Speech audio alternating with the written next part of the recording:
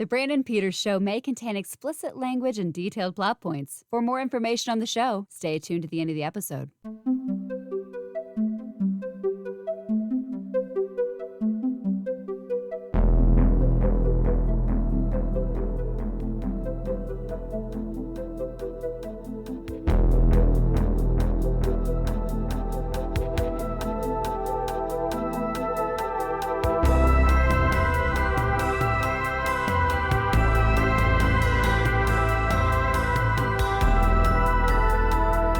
And now, here's Brandon. Welcome back to another great week on the Brandon Peters Show. Our film today is the 2010 comic book turn movie, The Losers. And joining me for that conversation, quite the opposite of a loser, from the Kind of Nerdy Girls podcast, Pet Pals TV, and the brand new Paranormal X-Road TV show, KJ. Hello. Thank you so much for having me, Brandon. It's been a long time coming. It actually has been a long time coming. I've asked you a couple of times and it didn't work out. But in your defense, they were last minute. Hey, you want to come up to the plate now? And it just, for one reason or another, didn't work. It's the podcast world, man. You can plan and plan and plan, and then all of a sudden you're like, oh man, oh yeah, who can I get on my show right now? It's like, oh, who likes doing this? So it would be like, sure. Yeah. And in your defense, you were a sure, but the times would work up. Exactly. So, and you were always meant to come on this show, but I just had because sometimes you just kind of float with scheduling and whatnot, and it happens. And in my first few months of the show ran really smooth scheduling guests. Like everybody was a yes, everybody went in order, everybody went like this. And then one person probably thought changed their mind, maybe thought they were too big to be on my show, canceled. So then it was a rush since, but it's been going good. Pretty good. I always tell people, like, be nice to your podcasting friends, man. Mm-hmm. You don't have any idea how much work it actually is to do a podcast. Oh gosh. Yeah, it's insane. Like some people do ask me, like, usually it's colleague people that are like, how the hell do you do all what you're doing? Mm-hmm. I'm like, I don't sleep when you're we're scrolling on Twitter and stuff. I'm probably doing something productive. Right. Yep. I'm producing it. I'm editing it. I'm finding a clip so I can promote it. I'm putting it on social media. I am living the podcast life. Social media, that is the one that takes up the time. Like I get social media manager now. I used to be what is that? Yeah. Oh, it's a lot. It is, it's a lot. That's why people hire people. But in the podcast world, you have been with the Kind of Nerdy Girls podcast for how long has it been now? Oh my gosh, it's been so. The new incarnation has been 2 years. We actually. Oh, that's right. Yeah. We had 300 episodes. Well, I'm sorry. We had 299 episodes done as the Kind of Nerdy News when my career took a different turn and I found out that I didn't own those episodes. So make sure that you own your podcast. Right. But it's okay. It actually, it turned out great. And it was a true test of like, do we really love doing it? Because when it was, me and my co-hosts and we went to work together every day, it was real easy to be like, hey, come on in here and let's do a podcast quick. When we had to, arrange schedules around 3 different jobs and come to each other's houses. And it really tested us. Do we love this? And do we want to do it? And, 140 episodes in now and we're still at it.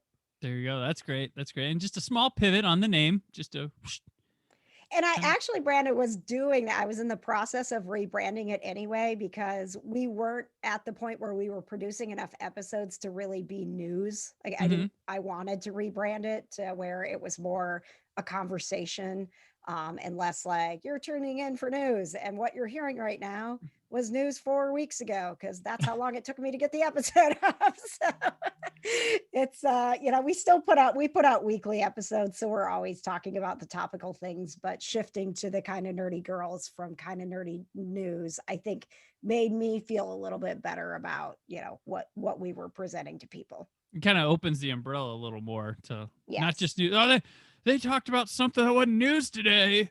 Yep, exactly. That's not news. Right.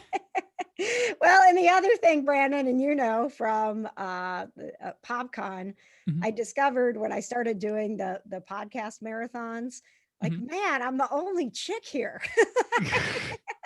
There's a lot of We dudes in podcasting. There are a lot of dudes in podcasting. So I was like, if we're gonna stand out, like, let's at least point out that we're like some girls doing this. So Mhm. here we are. We're the girls doing the kind of nerdy thing. I'll tell you, I've said this a lot. Like, white guys with movie nerd opinions in podcasting will jump out of the woodwork if they just hear something that sounds like a little offer. Like, it's crazy. Like, I'm like, yep, it's a thing.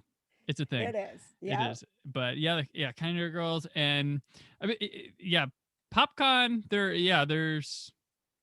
are some there's the Five-ish fangirls. That's another Yes. female centric Yeah. way. Rachel is Mhm. a good friend in the podcasting world. Yes. There's her.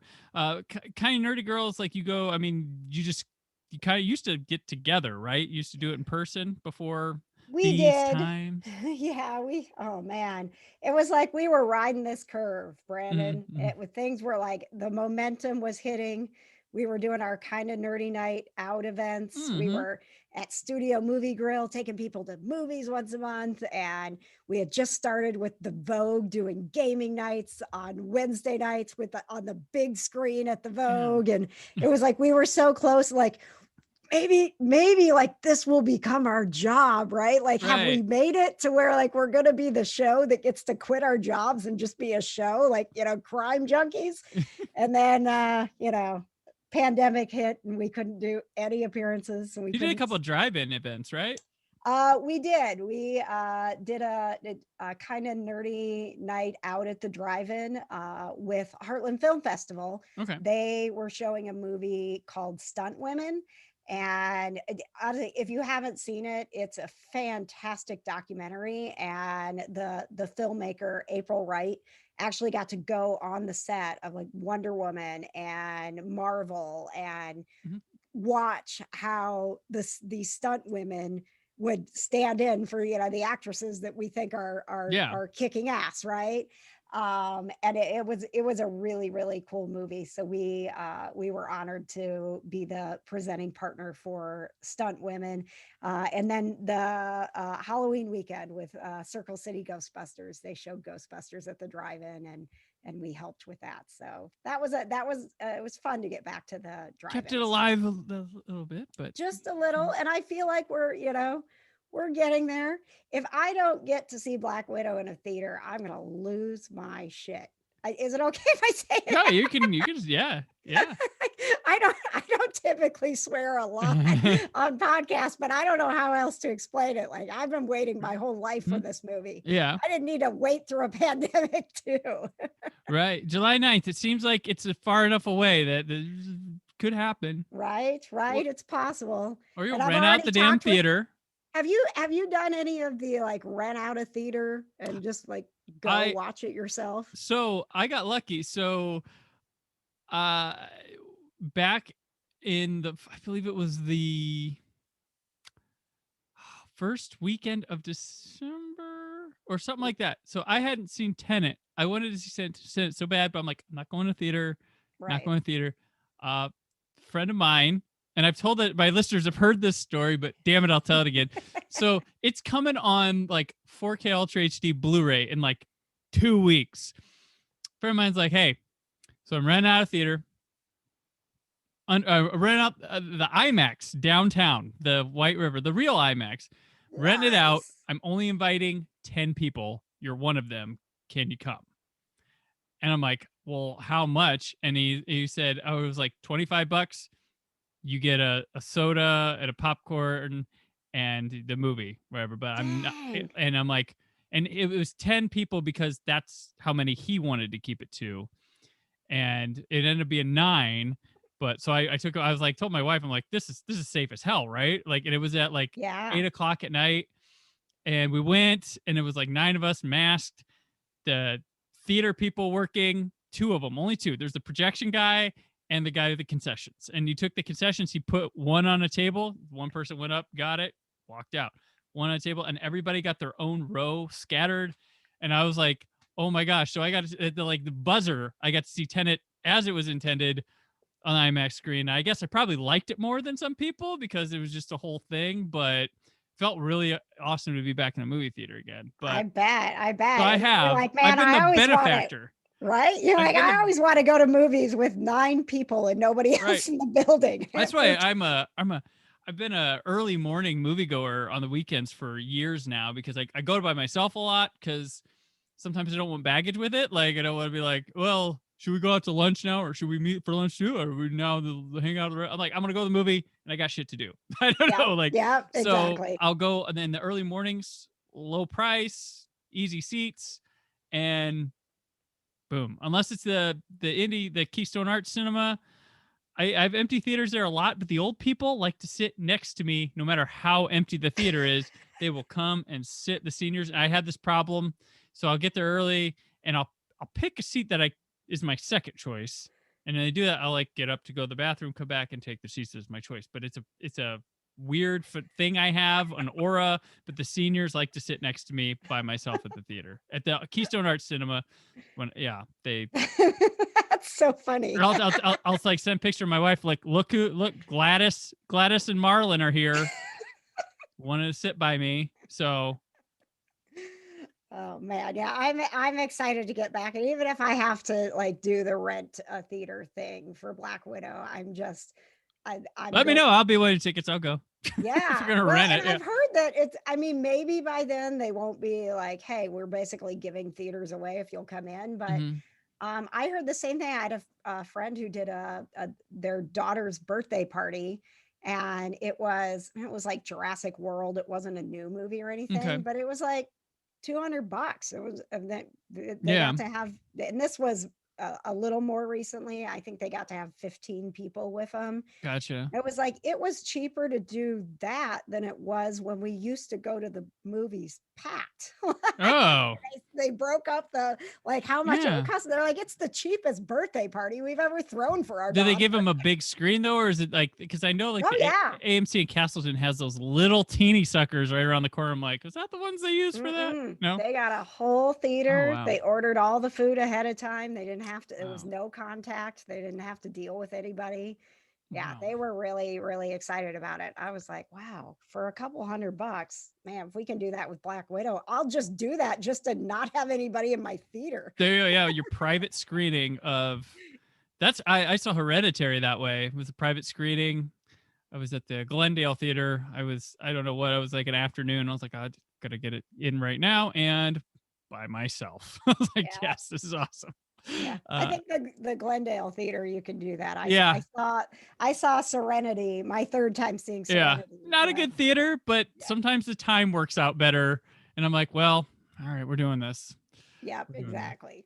But it's been a movie from kind of goes. The other things you got on you, Paranormal X Road, which I believe is pretty close to brand new. Like it's been a Yes. Yes. So it's Paranormal Crossroad, but Crossroad. Oh, yeah, it's all right. It's a big X. So if you get like it to I see read it literally. Yeah, I know. I knew.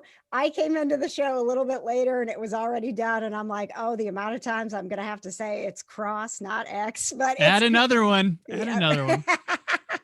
Paranormal Crossroad. Yeah, Okay. so my friend Kitsy Duncan, she has been in the paranormal world for some time now, and she has a show on Amazon Prime called Oddity Files that has gone 3 seasons, investigated all over the world, even Australia. Like she's been to all the cool places that are considered the haunted places on your bucket list.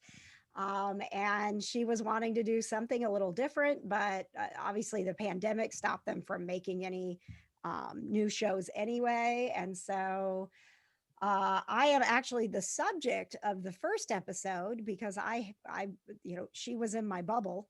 And it just so happened that I had a touch lamp that started going on and off. And I'm like, well, if you want to do some investigating, I got a lamp that won't leave me alone. So that was where it started. And she's just, she's had this knack for getting evidence that nobody else has. And I was really amazed by what she did. And then the episode went up and it kind of went crazy, and she was like, I think this is my new show. Like, she just kind of put it up there because it was something she could make in the pandemic. Mm-hmm. And she was like, I loved doing it. Did you like doing it? And I was like, yeah, I love doing it. I'm not a paranormal investigator, but I'm happy to go along for the ride and learn and, offer whatever I think Right. I'm hearing. So we have 3 episodes out, and we just investigated the Athenaeum here in Indianapolis, the building where the Rathskeller is downtown. Okay. Beautiful buildings. That Mhm. the theater upstairs is incredible. And fellow nerd Craig Mintz, who's a huge Star Wars fan, he actually was at the IMAX for a very long time and moved over to get the theater at the Athenaeum going, so that people get used to going back to it. Mhm. So that will be coming back. But we did our own investigation, and now we're doing it, bringing the public with us to do a public ghost hunt coming up this weekend. So I've gotten sucked into the paranormal There you world, go. and it's a lot of fun. It's it's being nice to ghosts, which is Yeah. not a show that's really out there. So we Yes. don't yell at them and tell them they're demons and they're evil and show Right. themselves. We're like, hey, do you need something? What's up? Are you What you okay? doing? What's up? Can we help you? You're smashing plates. Do you need us to make you one, like a meal, something like that? Is that a mess? Right. And I've come to the realization of, if it was the other way around, I'd be pretty crappy with people living in my space Mm-hmm. and not acknowledging me and having no respect for the fact that I was there. I'd probably start throwing stuff too. Right. And cool thing, like you said, that first episode. So you have your origin story too for being on the Yes. series. So it's Yes. like, oh, Yeah. Yeah. It was cool stuff. I mean, my, I didn't know what to expect. And then all of a sudden she's telling me things and I'm like, that is my grandmother. And she's like out in the other room and she's like, I hear this name. And I'm like, that's my dad. Like, what is happening? So yeah, I mean, I've never, people are always like, do you believe in that stuff? I've never like had any issue with it. I've always, experienced things here and there. And I think it's just whatever you're open to or whatever you're tuned into. And so I'm like, well, let's go along, because what happened at my house, and what it did for me and my family, I would like to do for other people. I would like to give them some peace if I can do that. right. Excellent. Yeah. And yeah, I always intrigued by the paranormal and interesting stuff. Like I don't think you have to even like, because I think a lot of people like put it with like religion, but I don't think it has to be paranormal and Right. religion. I don't think go together as much as people like to say. Like people, I can see religious people taking a connotation of it, but I mean, I think you could be like an atheist and still believe in something paranormal as well. Like I Right. think it's Yeah. For me, it's always been very, I don't know. It's always just made sense to me because I actually am I'm a really logical person. I don't know if you believe that, right. but I my brain works from a place of logic. And for me, it was always like, we learned like in science class, there's mass and there's energy, Hmm. and it's the same amount all the time. It's just one turns into the other and the other one turns back. Like, so when all the stuff that you're seeing that's mass, eventually it's energy again. So why wouldn't there be a way to communicate with that energy? Why wouldn't you be able to tune into that? Just like we trust our phones to send a signal, and then Right. magically someone appears on the other end and we get to be on the internet and do all the things. We don't see that either. Right. No, exactly. So yeah, I'm just I'm pretty good with it. I think coming, like I said, coming from a place of more on the scientific side of things, that just Mhm. helps me a little bit more when we're getting evidence, if you will. Like, is it evidence? Like, what is Getting this? evidence, not planting. Getting. We gotta Right. be clear. Yeah, I don't even know how to do any of this, so I can't plan anything. Right. Right. No. Excellent. And that's available where to watch? It is on YouTube right now. It's on the Oddity Files channel, but we've Okay. created its own channel. So you can go to pxroad.com and you'll see all In the. that case, it is an X. It is. It is an Yes, X. it is an Gotcha. X. Well, paranormalxroad.com will get you there too, but that's just a lot to say. Just Uh, pxroad.com. or KJ Ghosts in Oh, Google. oh, I don't man, know if that'll come up. Brandon, I'm gonna go look for that and see if it's available. I'm like the queen of owning domains I don't need. You and Mr. Shoemaker. Yes. Yeah. So our buddy Brad, I think he's still got more than I do, but I'm catching up with them. I just bought a couple more today. He once created one to get a discount and an order on a signage. He made a whole website. He made a whole website because this place wouldn't take his order because he wasn't a sign business, and he just made a web page.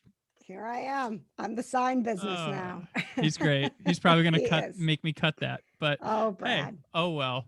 I know. He might not. He might not. Okay, so The Losers. It's directed by Sylvain White and written by Peter Berg. Yes, that Peter Berg. James Vanderbilt, based on the comic book by Andy Diggle and Jock.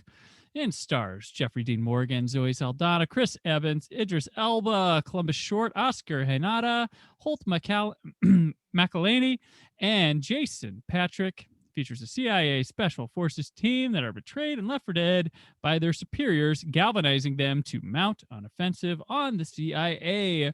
As always with the show, KJ, why bring The Losers? I know you polled people for a bunch of movies, and I was like, we're doing The Losers, but why would that be one here? Yeah, I did. Brandon wanted me to pick one myself, and I'm like, oh, God, that's too much pressure. So I asked our kind of nerdy network, like, what movies do you think of when you think of me?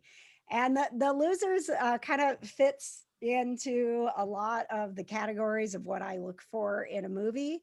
I'm not going to lie. Number one, it has Chris Evans, and pretty much anything that Chris Evans does, I watch. So I was in right there. But it's, it's like I said, it's a comic turn movie, which I think is fantastic. It's that cast is just incredible. It's, it was one of those things where you look at it and you're like, wait a second, like all of these people are in this movie. Mm-hmm. I mean, Jason Patrick, I love that guy from the Lost Boys. Like, where's he been all my life? Like, he's in this movie. So I enjoyed the fact going into it that I knew with that kind of cast and who was making it and where it came from with the comics that it would be a movie that I would enjoy. I didn't think I would enjoy it so much. It's not necessarily along the lines of comics that I'm into. I'm a, sort of a straight up Marvel girl. I read some Batman growing up and things like that. This was a little out of my comfort zone, but I was like, well, it's still a comic book and that's my jam. So let's do this. And then, that opening sequence, I don't know how much you remember of the movie. If we can, I've watched it twice prepping for this, and you can spoil the heck of it. Okay, well, how that opening sequence, like how cool, like it just it opened up and you're like, okay, these are great guys. It like jumped right into it. It established the characters really well, really fast, and then you're like, did they just kill all of those children? Yeah, when I first did this review, I hadn't seen it in so long, and I was like, wait, did they kill and I went back. I was like, oh yeah, they did board the children. I was like, they didn't kill all the children. They killed all the children. All the children. And that if you haven't seen the movie, these guys didn't, but they were set up.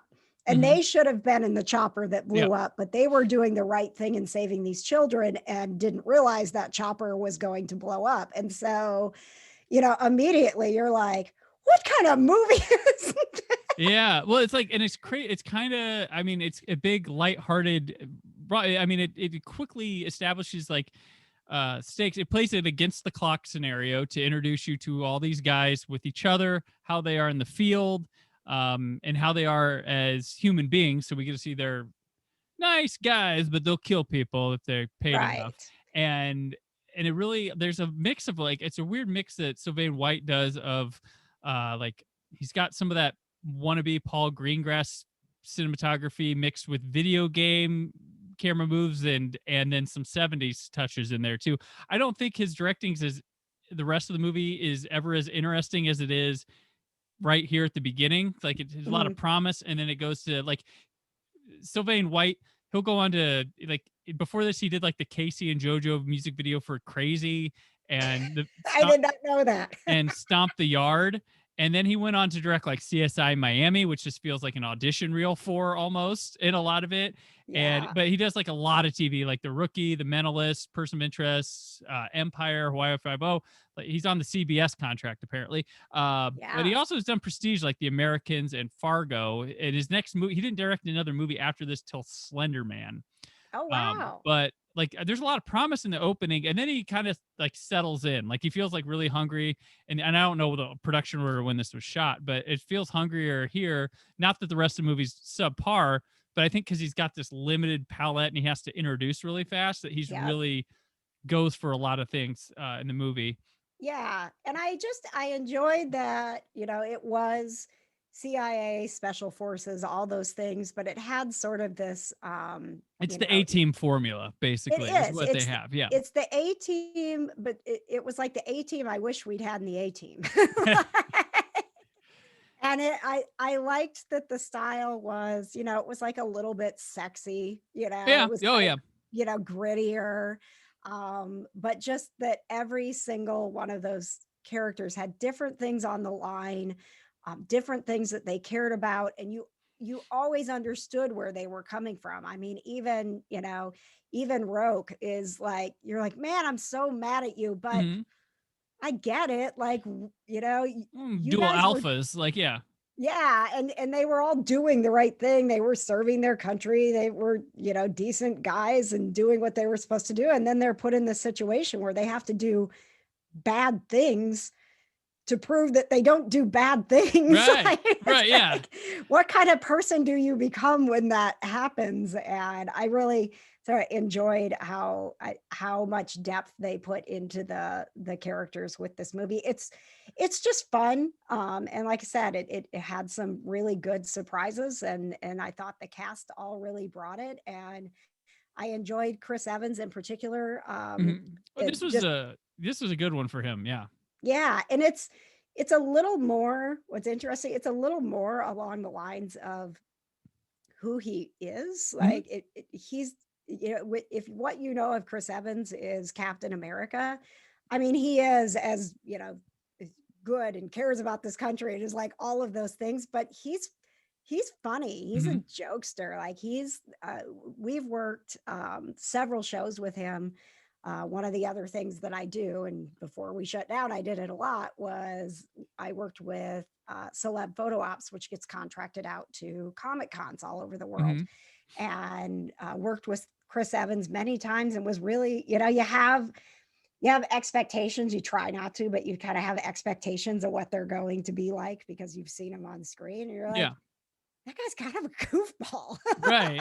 Right. That's awesome. Like, He's goofy with muscles. It's awesome. yeah, Yeah. yeah. So in this movie, I felt like he was really having some fun that he Mhm. didn't get to have as Captain America, and I just really enjoyed seeing that. And now I think looking back on that and all of the different roles he's been in, we see that he's got that range, that he's not just Captain America. Right, right. And I think this 2010 was when this came out, and this is a big year for him because like this was also Scott Pilgrim, where Mhm. he's a sporting role in this, and he's a kind of a bigger cameo-ish in Scott Pilgrim, but it's like it's kind of Chris Evans like he's never been let to be before, because up to this he was always like a head honcho guy, or trying to be this like lead, and I think he excels. I think he loves playing like these little quirky supporting characters with the Yes. big ensembles. I think that's where he feels comfortable being, because like immediately after his turn in Avengers, he's doing Knives Out, and look where he's at there. He's right back into one of these roles, like,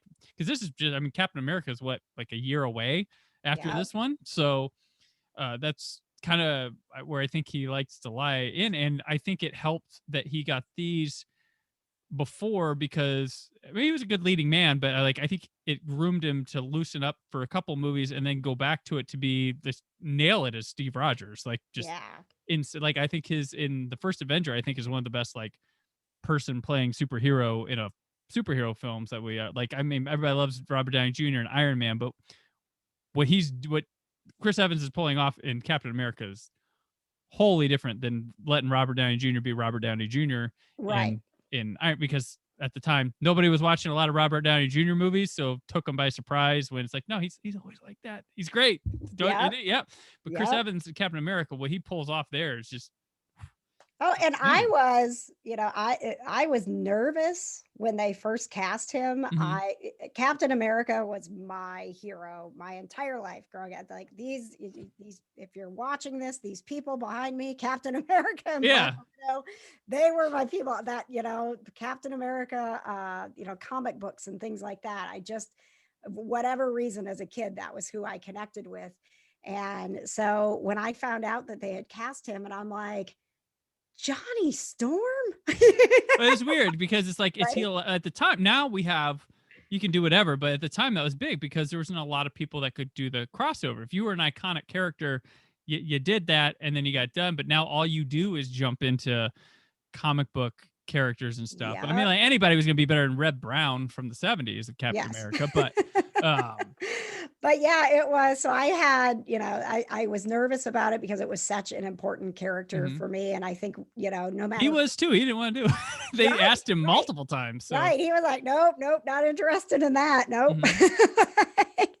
I'm so glad that he decided to take the role. And, looking back, going, why I know why I was nervous, because I didn't know as much about him as an actor. And again, Johnny Storm was a far cry from Captain America. And please don't play Captain America. Well, and those roles made him seem like this bro-ish, dickish dude when he's like probably, unfair. Like it looked like he was having too much fun being a bro-ish, dickish dude, that he might be a bro-ish, dickish dude. Right. But this one in Scott Pilgrim made you go, oh, okay, he's kind of fun, isn't he? He's kind of fun. Like he knows he's playing, like in Scott Pilgrim, he's playing like a riff on his type that he was playing before. He's like, oh, he knows what's up. Okay. Yes. And it's, I think when you have a character that you love, as much as I love Captain America, it was the gratitude that I have for what he brought to that character, to play it in a way that I can, go back and watch those movies over and over. And everything that I loved about Captain America as a kid, he represented so well. It's like, you just, I have so much appreciation for what he did, because it's allowing me as an adult to enjoy Captain America. Right.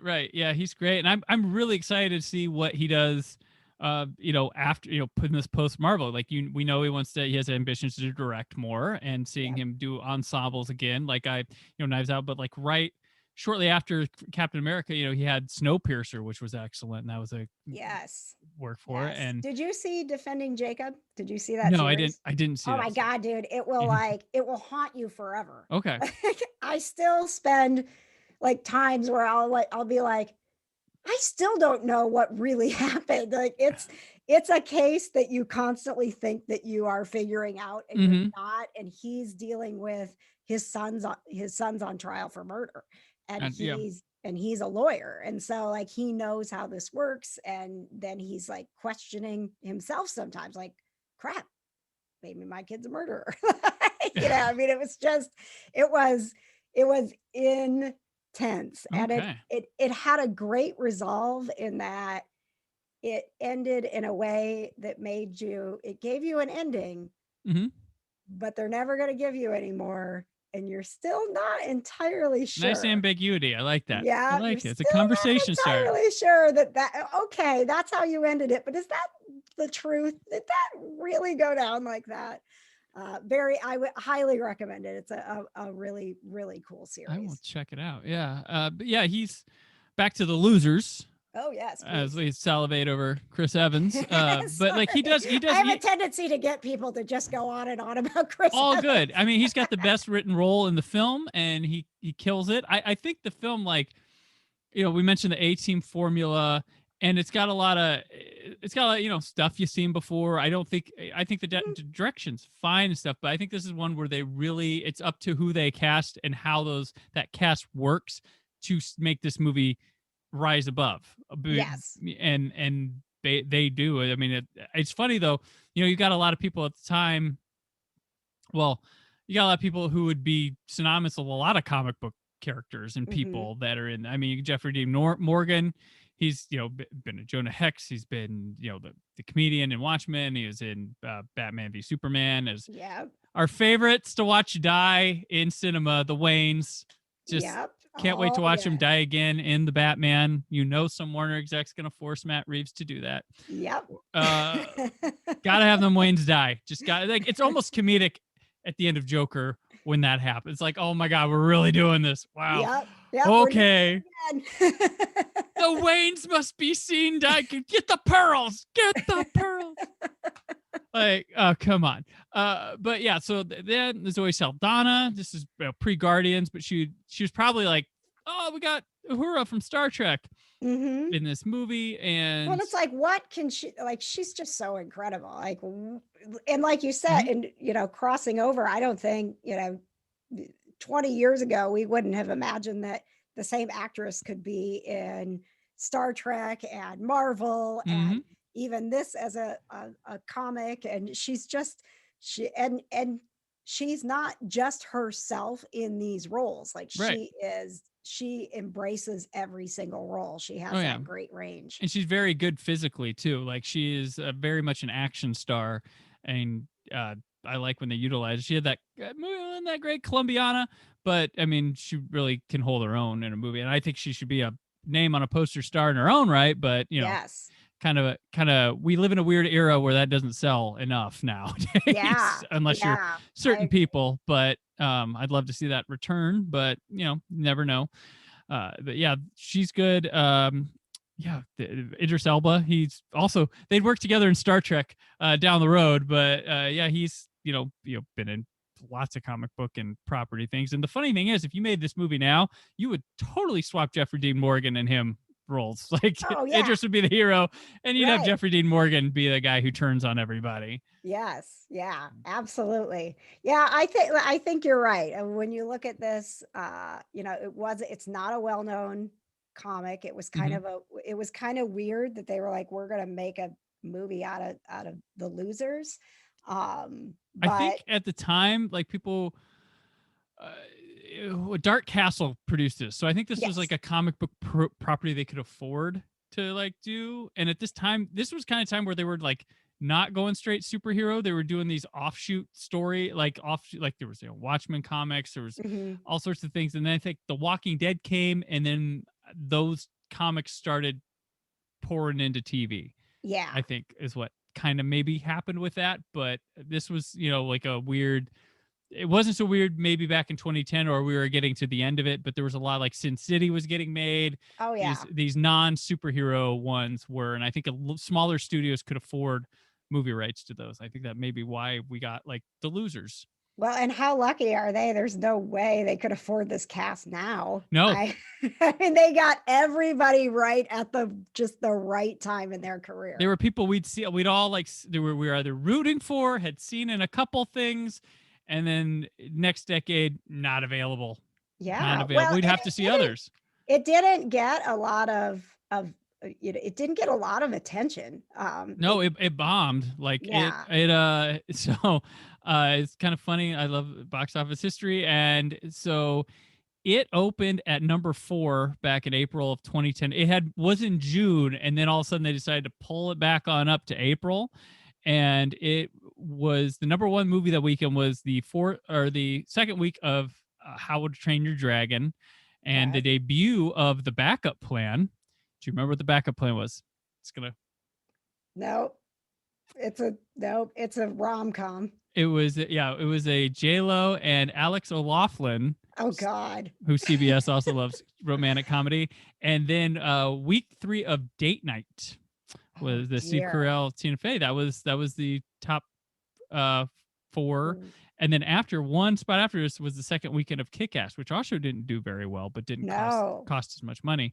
But That was your box office top 6 right Wow. there. But Ouch. it had middle, like mixed reviews, so it's kind of like and most of them that weren't impressed were just kind of like, well, here's another gang of people action movie. Like that's kind of, it wasn't like negative, it was more tired than it was like this is a bad movie. What from checking out the reviews from the but then the positive reviews weren't like glowingly positive either. So it was Yeah. just a definitely middle of the road. But I feel like this is that perfect like made for like running it all the time on TNT down the road movies, Yes. and one that you like it doesn't matter where you jump in, you're fine and you watch to the end. Like it Yep. either if you've seen it, you haven't seen it, but it works fine. It's fun. I mean, I don't think it's a bad movie at all. Yeah, Um I think I watched it after we had settled on like, okay, so mhm. a few people picked out the losers, so we're gonna do this, and I put it on a couple days ago, and again I was like, God, every time the freaking chopper blows up with all those children in it, I'm just like, It's I like can't with this. it's a bad move. Well, it's a bold move, but it establishes that we'll kill a chopper full of children in this movie, so any of your main characters might die. Right, right. You're like, you don't know what's going to happen here. The Mm-hmm. stakes are high. And but I put it on, and I was making lunch and things like that. I'm like, it's just it is one of those movies that I wouldn't tell people like you're going to watch this movie over and over and over. It's going to go in your top 3 immediately. But if you Right. haven't seen it, it's a fun watch, and There's good sequence. There's the heist sequences. You got little yep, different scenarios where the don't stop believing, which is just like a Chris Evans, like just go to town, dude. yep, Um, you've got that. The end. You got if you like explosions and hearing gunshots, you don't get to see a lot of people get bloody and shot up. They should have just not balked and made this R. Like this is, yeah. but this was during the time where like everything must be PG-13, Yes, and yes. yeah, Yeah, so there's that. But Jason Patrick plays that villain. He's just so weird and uncomfortable. and he looks like the lead singer from Train. Like I Yes, don't know why he I does. thought that. I was like, wait, no, that is Jason Patrick. But when they revealed him, I'm like, they had the guy from Train. No, that's Jason Cat from Patrick. Train Yeah. is the bad guy. Wow. But yeah, it's a fun watch. It's like Sunday afternoon. I got nothing to Yeah, do. Kick back, absolutely. and once you get past the helicopter of children dying, it's a lot of fun. Yeah, no, it gets your attention right away, and Yep, you just kind yep. of let it do its thing throughout. And I mean, it's not a movie that's going to change your life, but it's a nice aside. Like if you're on a streaming service and it's like new edition, The Losers, Do it. haven't Yep. seen it, watch it. I mean, it's got like, I have to say the end, not the end battle, but the one where Idris Elba gets it, just over the top, just action amusement for me because it like uh what's his name? McCallie or whatever. Mhm. The actor's name. He's on Mindhunter and the Joss Whedon cut of Oh Justice God. League. Now he didn't Don't make bring the that Snyder up. cut. He didn't make the Snyder cut. He's in the Joss Whedon cut. Oh dear. Um and he gives a horrible performance. Like I feel bad for him, like that they put that on film. So they like I've blocked out most of. Well, honestly, both cuts are. The Snyder cut was better. That's a whole other conversation, though. There's it no way is. to just like lightly go into the No. subject of the Justice League. But so like yeah, they like he thinks Idris Elba's trying to take off with this plane of money. Hmm. He goes after him on a bike. One of the guys shoots the bike so it blows up, and then he flies out of the bike into like the engine of the plane. That blows up. Then Idris Elba looks up, and the bike comes through the cockpit to kill him, and then it blows up, and then the plane blows up, and it's just It's so. it doesn't look as ridiculous as it sounds. But when I was putting it all together mentally, I was like, well, that was a lot. Just to kill a Like guy they, in a plane. they really made sure they were taking him down. Yeah, I was like, they killed him dead. Like he was Yep, he's dead. very dead. And they obviously had franchise expectations with this. It doesn't end. Right. It does have two rather end credit scenes that they could have just used the soccer one. It gets both things across, the baby being bored and that. Right. But we get to see the petunias, and I Um, want a Go Petunia shirt now. that shirt is so And fantastic. you can buy them. I Googled it. I'm like, okay, well, I will pick one of these up one day. Oh, nice. I love it. Yeah, that was so just that part of Jensen, of Chris Evans' character was just so endearing, right? Mhm. It's like, oh my gosh, he loves his little niece so much. He's wearing that tight little pink shirt. And yelling at the umpire referees and Yeah. Yeah. Oh, Yeah, it's it good. was like I said, it's a fun watch. I would highly recommend it. Just you know, when you're looking for something and you just want to have fun and you're not looking for anything too deep, it's a good action flick and it's got an Good cast, incredible yeah. cast. Yeah. Yeah. For sure. All right. We will move on to what else? This is where we just talk about anything we may have read, watched, listened to, wrote, produced, something we want to plug, maybe even. So KJ, what else? Oh boy, what else? Well, you know, we were pretty excited in this house about the Black Widow trailer that came out. Mhm. So we are breaking that down in our latest episode. It was fun because my producer hadn't seen it yet, so I actually I made her do a reaction video basically just for me. Like, you will watch it right now, and I will watch you watch it. Can we get more tears? Yeah. More tears. And I was a little bit bummed. I'm like, come on. Like, it hit me so hard, man. The moment where they, you know, like they're like, it's all led to this moment and this family. And then they show her hanging off the cliff. And they're like, and don't forget, I'm dead. Like, I'm like, yeah, I know. Damn it.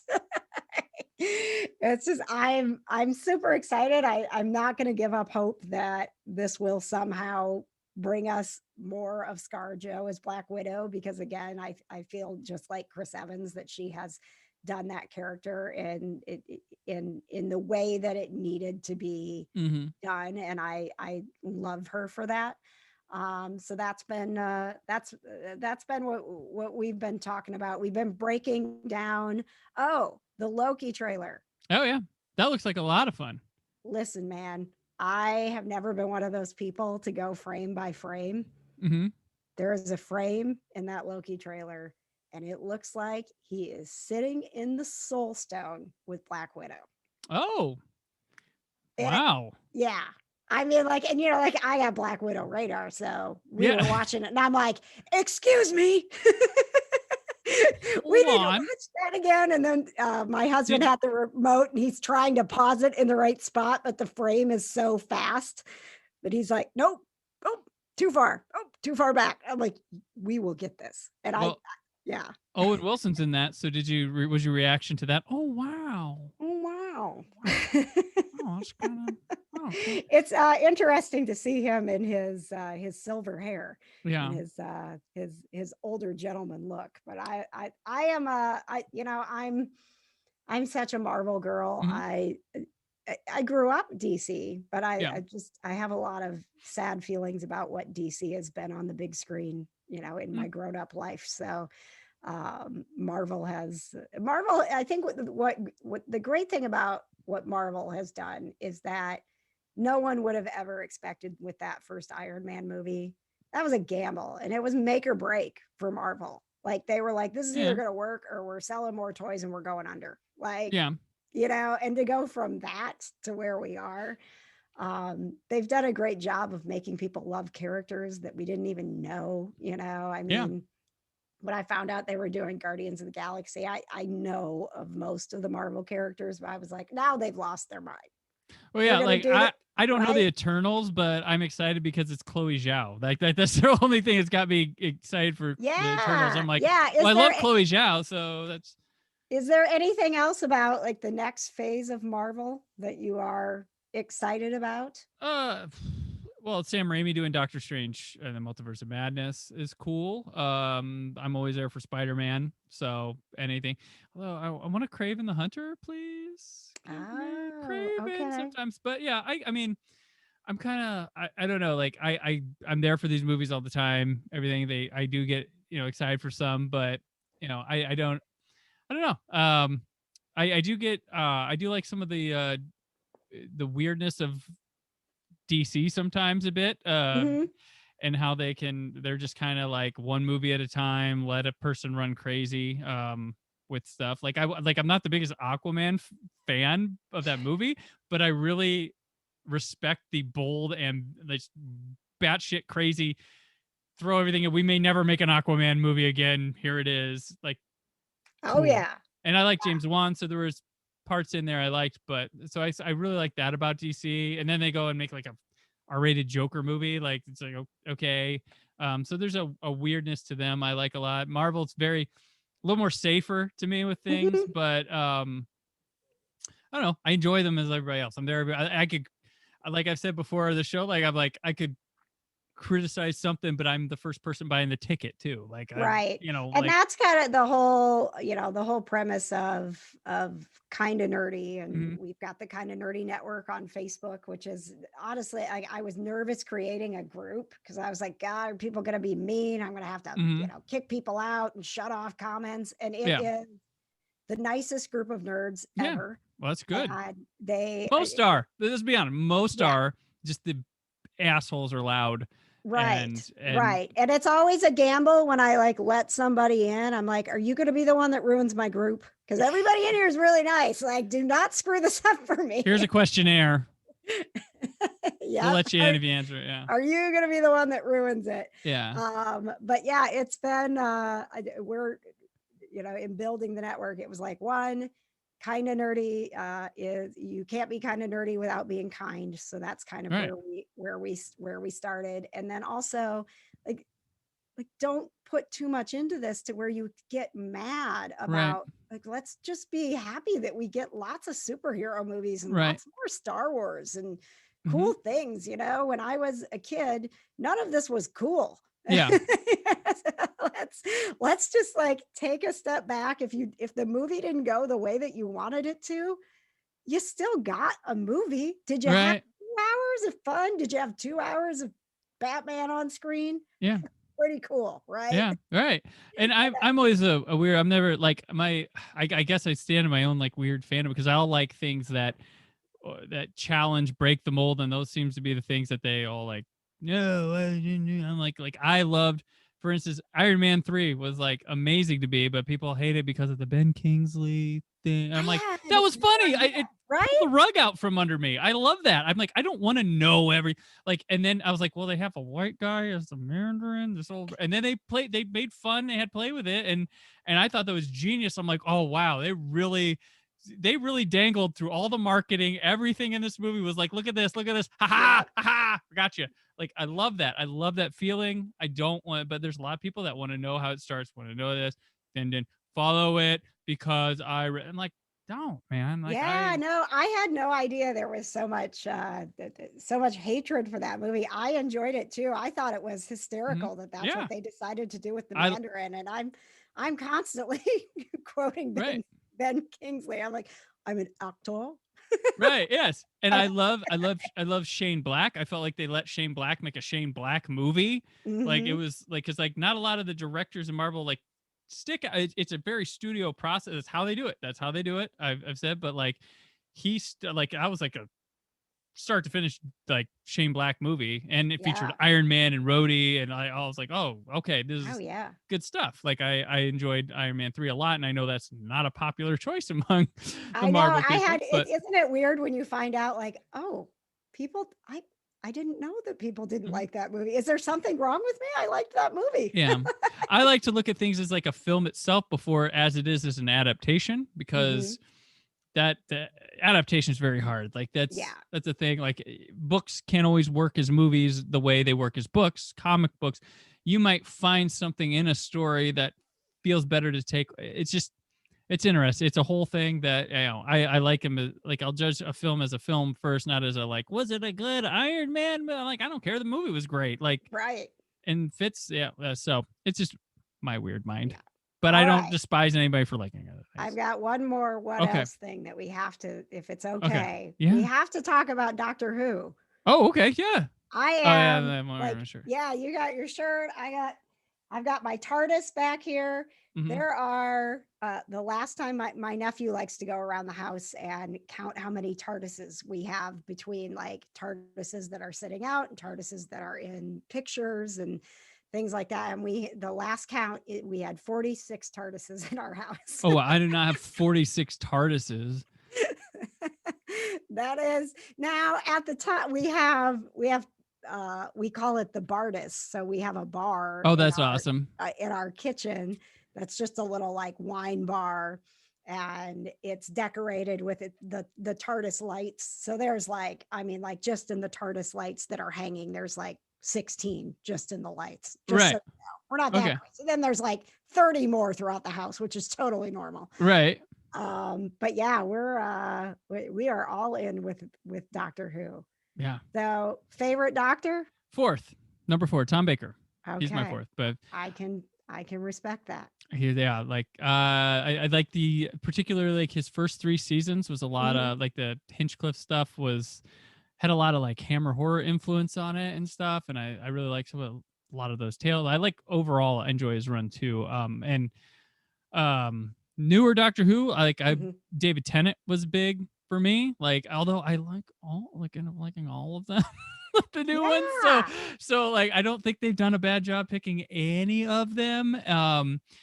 And like Tennant brought me, like, I became a bigger fan because of the David Tennant era of Doctor Who. Like that man's Doctor was great. I know some people don't like him because of like hanky panky TARDIS stuff, but we have like almost 60 years of Doctor Who. You can tell those tales. Like, so but yeah, he was big. Like, that was edge of your seat television for me every week when that was going on. I was trying to tell people, and it wasn't like huge. I was like, no, Doctor Who is like one of the best things. Like, are you fucking kidding me? I'm like, no, it's really amazing. Watch it. Yeah. And then now it become this big thing. But then when Matt Smith came in, I was like, oh well, I'll keep going. And then I was like, I think Matt Smith's first season might be my absolute favorite start to finish season of the new Doctor Who. I 100%. It's my, I'm the same way. I there's not a Doctor that I disliked. You asked me, like, you could only keep one season of Doctor Who, I would keep that season. It's really good. Like, it made you forget about David Tennant for a damn minute. Right. Like, and you were like, I will never forget David Tennant. I will never accept Matt Smith as a Doctor. And you're like, wait a second. Right. This is good. And look at Amy Pond. It rules. Like, this is what happened here. It was like a totally different show. And I always tell people, like, too, like, every time. So you got hooked on Doctor Who. Awesome. When they do a new Doctor, it's a reset. It's no longer solely aimed at you. You have to move on. If you enjoy it still, that's a bonus or something. But it is aimed at the next crowd and this crowd, and they're like, sometimes they'll give you treats and stuff like that. But every time Doctor Who moves on to a new showrunner, new Doctor, it is time for the next people. Whether you're still around, like, don't get angry or whatever. Right, and, like, right. It's the formula that's been running the show for 60 years. Like, how long has it been? It's gonna be 60 years in 2023. So get ready to have hopefully all of them together in something. Like, I would be. What did you go to the theaters to watch the 50th anniversary? No, I watched it on on TV. We watched it on TV, and then we went to the theater because it came out on TV first. Well, we're gonna watch it now, but then we're also gonna watch it in the theaters. It was just so much fun. And Tom Baker is like, oh my gosh, this is so great. Apparently, like, when they watched the premiere of that and all the old doctors were in attendance, Colin Baker saw him on screen, got pissed, and walked out because he had no idea that, like, none of the rest of them had been contacted about it or something. And he was like, what is Tom fucking Baker?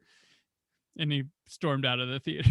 Oh my gosh. But, well, because Tom Baker was kind of the Shatner of the Doctor Who of time. And he's since not been so much that way, but he was like doing a lot of avoiding. He caused problems with them trying to do other specials in the past. And then he showed up for this one. Yeah, like there was a lot of, like, they did the 5 Doctors back in the 1980s was the 20th anniversary special, and he refused to come back. But luckily they had a writer's strike years earlier, and there was a serial they started shooting called Shada that they just scrapped when the next season came. They didn't finish it, so they used footage of that to explain where he was and why he was gone. And then for all the press photos, really, if you look it up, all the press photos for that is Peter Davison, all the doctors, Patrick Troughton, John Pertwee, standing together. But what they have of Tom Baker is from the Wax Museum, standing with them. They're all posing, and it's Tom Baker's wax, Madame Tuffauds or whatever that wax museum is. Yeah, it's that, not the real Tom Baker. Wow. And that was used for official press photos. Wow. So, but I yeah, did not know. yeah, and they did something in the 90s that was terrible called Dimensions in Time, and he came back for that to just do one little thing. But they were working on a script that was wholly catered to him, and they would have the others, but that was how he's come back. He was the most popular doctor of the classic era, so they were hard on getting him back, and then it ended up becoming this crappy thing. It's like, you came back for that, Tom. Oh man. But there's that uncomfortableness with, Christopher Eccleston. Like, man, I wish he would have just come back for the 50th. Like, everybody, whatever you're mad about, all those people are gone, right? right. Yeah. But he's doing. Do you Big listen Finish. to any of the audio? I listen to. So there's some of them I have. I mainly try to listen to because they're expensive. They're really expensive. But you have to. I mean, they're productions. I get where the money's going. I've been listening to the Lost stories. So there was from Colin Baker's first to second season, there was a whole entire season they dumped because they were going to cancel the show. Then they said, bring it back, but back to this. And so they just dumped the whole season. And they've actually taken those scripts, gotten Colin Baker, Nicole O'Brien, everything they were going to do, and they've done those as audio recordings. Wow. So they have that season. They have the original season 27, which was after the season that was canceled, when it was really canceled in the classic era. They have that. And then they have like scripts lying around from other ones. So I mainly focus on those because I feel like those somewhat count. But yeah. Oh, absolutely. That's like kind of like, oh, we weren't supposed to get this, and now we are. Right. So do you have a favorite villain? I don't like the Centaurans and the Cybermen. Everybody loves the Daleks. So you just got to throw that. Everybody knows the Daleks, but Centaurans, Cybermen. I like Shara's Jack from the Caves of Androzani. It was Peter Davidson's last story. He's got this really cool costume. That might be more of it than that. I like Sausage Jawan's master is fabulous. He might be the best since the original. Like, I really think he's that good. I really loved Missy. I thought. Oh yeah, Missy. Yeah, she's like she was my second favorite master until Sausage Jawan. Yeah. Well, and I wish that we had gotten a little more of him as the master. But I really enjoy. I haven't gotten to the point with. I've enjoyed Jodie's doctor. I haven't gotten to the point where like you feel like it's the comfort level. Like I'm going back and rewatching the seasons right now. But there are like certain doctors that sometimes just like I just really need Peter Capaldi right now. Right? No, I get that feeling. And sometimes I'm like, I just want to watch Missy just mess with everything. Like, did you watch The Flight Attendant on HBO Max? No. She's on there. And if you just like if you enjoy watching Michelle Gomez be deliciously evil, Flight Attendant on HBO Max. I'm not paid for by HBO Max. Okay. My what else? I'm going to throw it up real quick is Succession. I finally started watching that. Which is also on HBO Max. So I'm just saying I'm not paid for by HBO Max. But yeah, so on there, the Flight Attendant, she is on, I believe she shows up in the second episode. So if you watch the first episode, go, where the hell is she at? But she's also fantastic in The Chilling Adventures of Sabrina.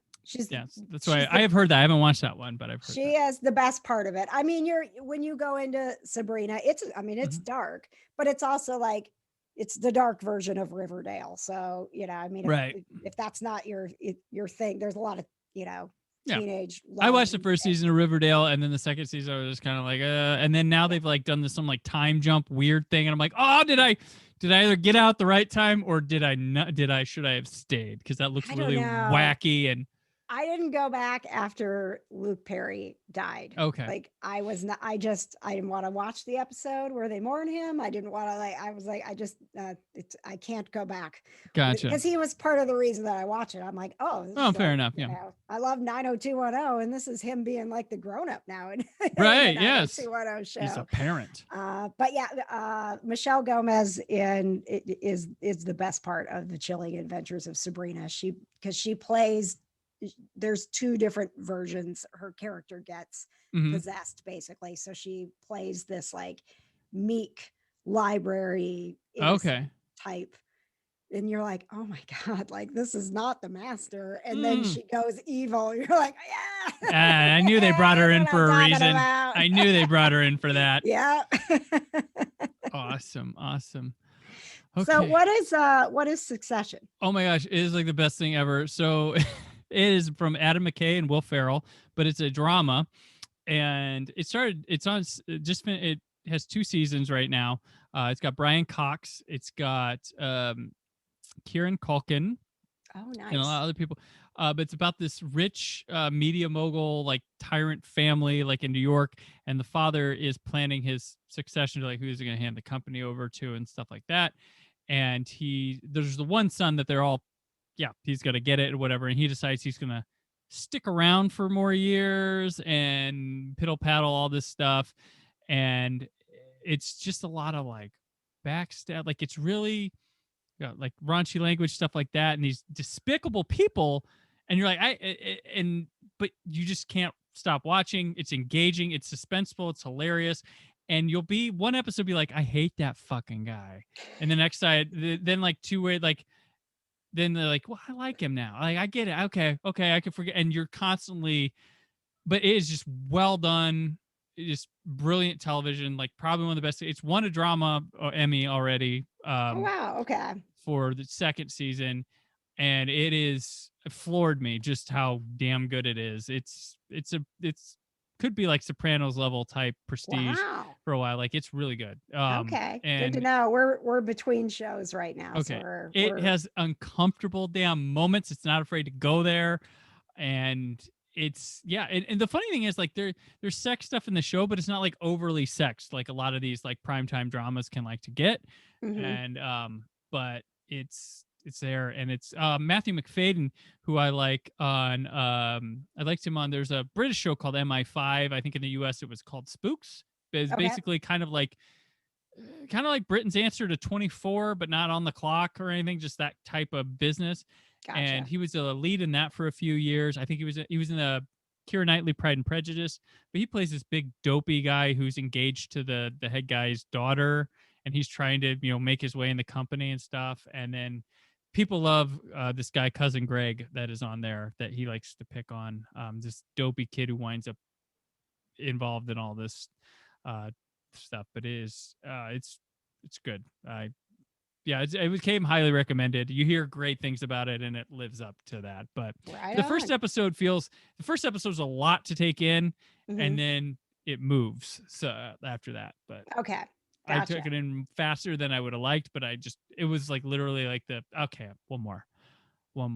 Some of those you rifle through just to get through them and be like, I made it to the end. I can talk about it now. Right. This one I don't want to do that with, but I'm like, I gotta know. I gotta watch. Yeah. Oh, I love when you. And it's not like it has cliffhangers either. It's just like I need more.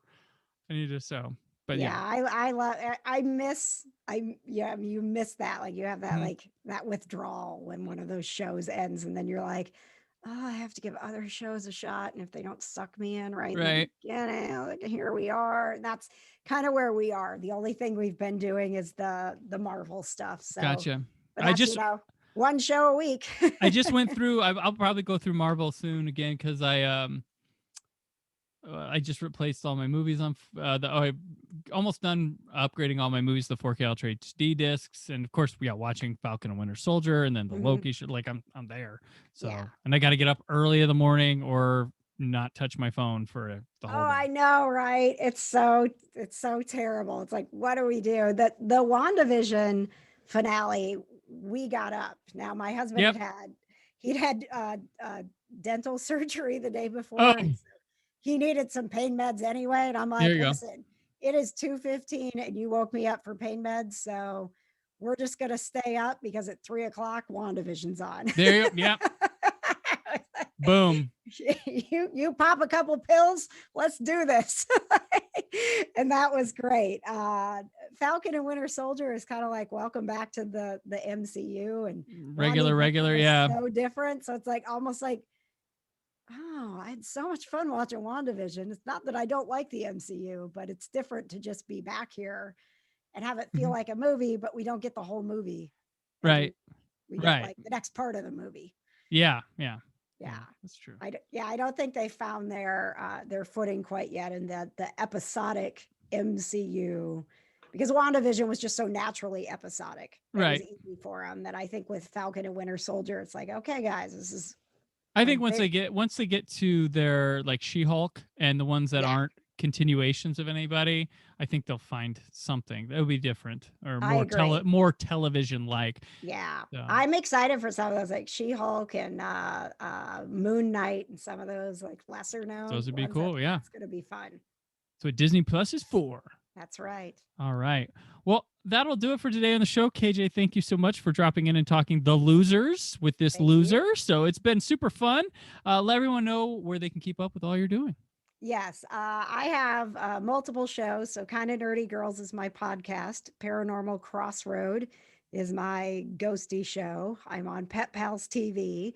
And you can find everything that I do and connect with me on the socials if you just go to kjontheair.com. All right. And I'm on Twitter and Instagram at Brandon4KUHD. Written work on whysoblue.com. The Brandon Peters Show returns.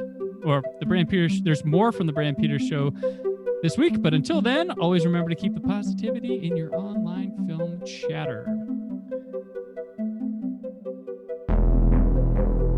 Thank you for listening.